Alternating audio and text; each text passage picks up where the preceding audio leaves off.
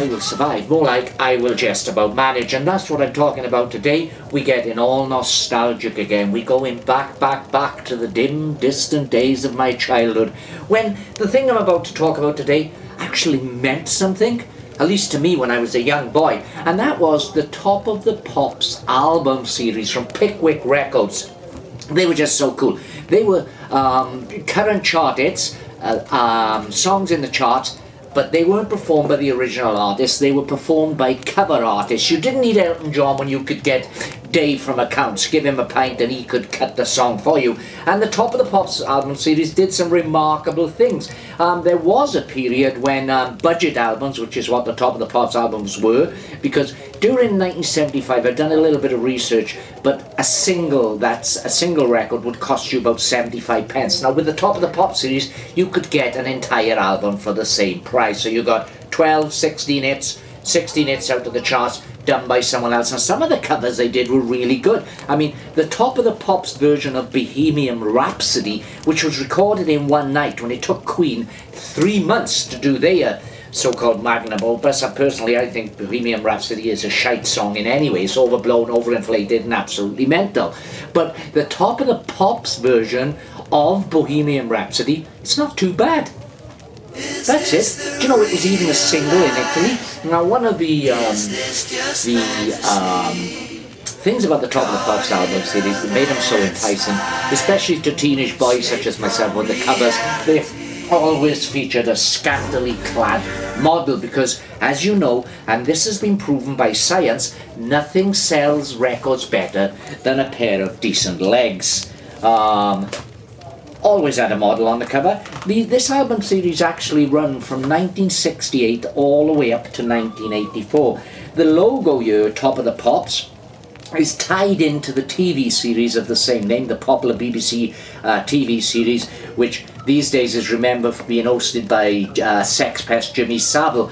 But the Pickwick Records cheaply did this without asking the BBC, and as someone at the BBC had an oversight and didn't trademark the logo, another oversight, they didn't realize what Jimmy Savile was doing either, allegedly. They were allowed to use the Top of the Pops logo. Always had a scantily clad model on the cover. The times were so much better then, so much easier. So Top of the Pops 1979, and this one here contained a poster of said model, and the poster's still inside this album. When I was a kid, I used to regularly get these albums. So yeah, we've got a Pickwick pin-up calendar for 1980. 1980, I would have been 15. Can you imagine what that would do to a young boy on his bedroom wall in 1980, a 15-year-old young boy? Often these album covers were held one-handed of an evening. But it's nostalgia, isn't it? They're cheesy, but they are actually really interesting. When I had my first record player, I can remember this. It was 1975, I was 10 years of age, so I had my first record player for Christmas, and it looked like a suitcase. It had a red, it was a wooden box, it was red, plasticky kind of covering, and the top was white, and you lifted it up, and there was your record deck, and I can still remember the first 3 albums I ever had. That Christmas, a 10-year-old. One was an Elvis album. It was Elvis's Christmas album, which I still love to this day, and I've actually still got that self-same copy. I also had another album of Elvis cover versions, so sound-alikes, by a guy called Dave Nelson.